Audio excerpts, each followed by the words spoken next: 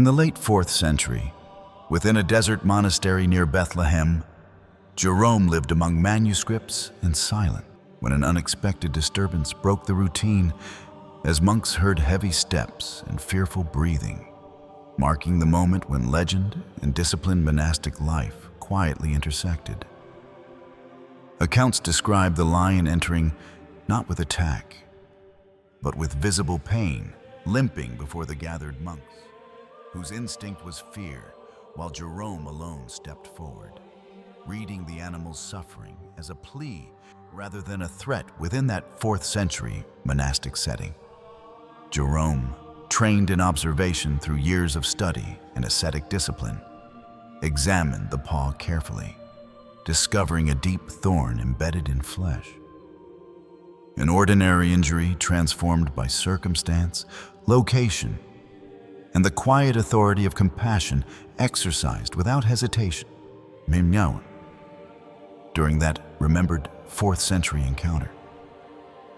As the thorn was removed, witnesses later recalled a shift in the animal's posture, pain yielding to stillness, aggression dissolving into trust, creating a moment neither theatrical nor forced, but grounded in the shared vulnerability of living creatures within a 4th century monastic memory.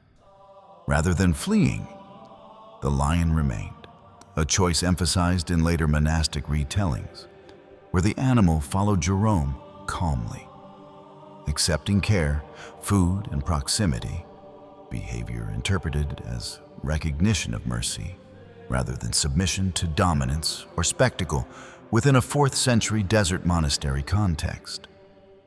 Jerome's response reflected a broader theological posture of the era, where creation was viewed as wounded yet redeemable, and holiness expressed itself through attentive service, suggesting that authority flowed from humility, not force, even in the wilderness communities of Bethlehem during the late 4th century.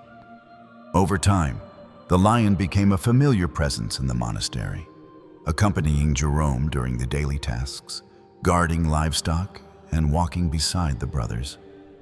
Its continued loyalty reinforcing the memory of that first encounter as formative rather than accidental within 4th century Bethlehem monastic life. The story circulated carefully, preserved in monastic tradition rather than public display, emphasizing transformation through mercy, and presenting the lion not as a symbol of conquest, but as testimony to patience, attentiveness, and the quiet reshaping of fear remembered since the 4th century. Within Jerome's wider legacy as translator, scholar, and ascetic, this episode stood apart, not for intellectual achievement, but for embodied compassion, illustrating how learning and holiness met practical action in a Bethlehem monastery during late antiquity in the closing years of the 4th century. For later generations, the lion walking beside Jerome became a visual shorthand for restored harmony, reminding communities that sanctity addressed wounds directly, inviting trust where fear once ruled, and leaving a durable imprint on 4th century Christian imagination across monastic memory and tradition.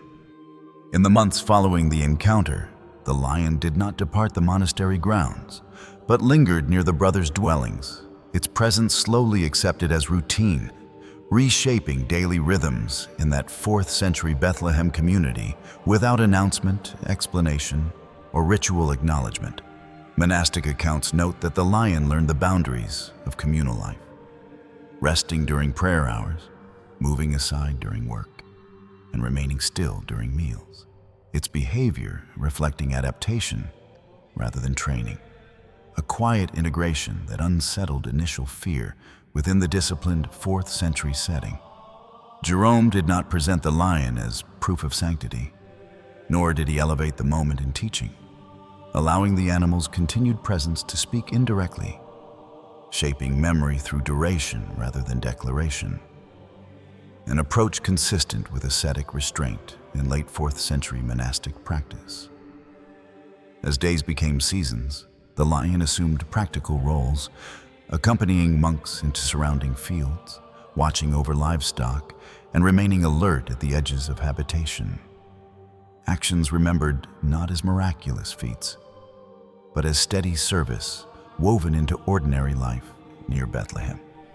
Later retellings emphasize that trust developed gradually, built through repeated calm encounters, where proximity replaced alarm and familiarity softened instinct, demonstrating how sustained mercy reshaped relationships across species within the patient tempo of 4th century desert monasticism. The brothers' perception shifted from threat to responsibility as the lion's welfare became part of communal care, echoing theological views of creation as interconnected, where stewardship extended beyond human concern. A perspective quietly reinforced through daily interaction during Jerome's lifetime. Unlike symbolic animals in scripture or allegory, this lion remained unadorned by metaphor within early accounts, described plainly in movement and habit, allowing later generations to encounter the story as lived experience rather than constructed emblem in 4th century Christian memory. The absence of spectacle proved formative, as the story endured precisely because it resisted exaggeration, preserved through repetition rather than embellishment, aligning with monastic values that favored consistency, humility, and witness sustained over time in Bethlehem's desert tradition. Within Jerome's correspondence and scholarly labor, the lion's presence operated silently in the background, a lived reminder that intellectual rigor and compassion were not opposing paths, but parallel disciplines practiced simultaneously in the closing decades of the 4th century.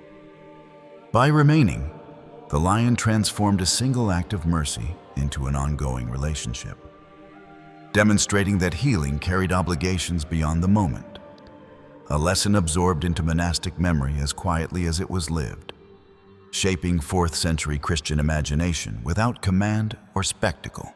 In later years, as Jerome's reputation grew across Christian communities, the memory of the lion remained inseparable from his life in Bethlehem, recalled not as an isolated wonder, but as a quiet pattern revealing how mercy shaped authority in the late 4th century. Monastic storytellers preserved the episode with restraint, avoiding embellishment, allowing time itself to test credibility, so that the story endured not through marvel, but through consistency, aligning with 4th century traditions that valued lived witness over dramatic proclamation. Artists and scribes eventually rendered the lion beside Jerome, yet these images emerged centuries later, translating remembered experience into visual form, reflecting how 4th century monastic memory gradually entered broader Christian imagination without altering the original tone of humility.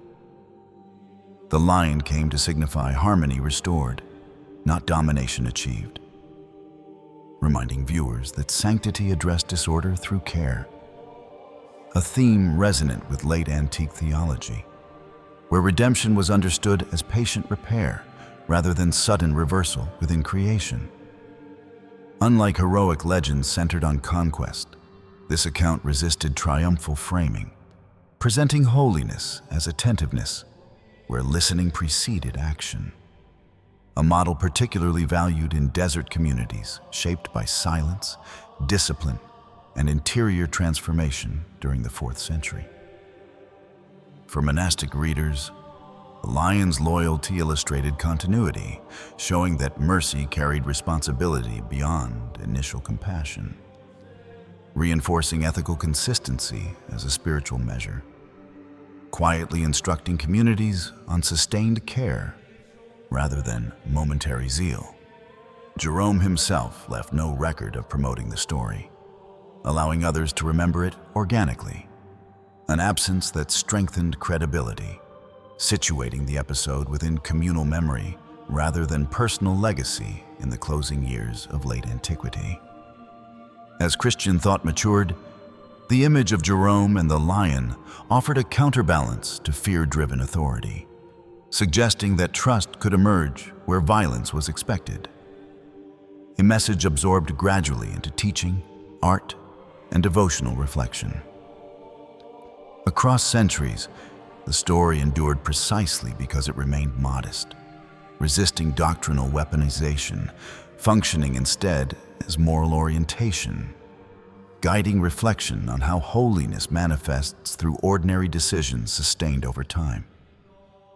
Thus, the lion beside Jerome stands not merely as symbol, but as memory disciplined by restraint, inviting later generations to consider mercy as an enduring practice, shaping Christian imagination through patience, continuity, and quiet fidelity rooted in the 4th century.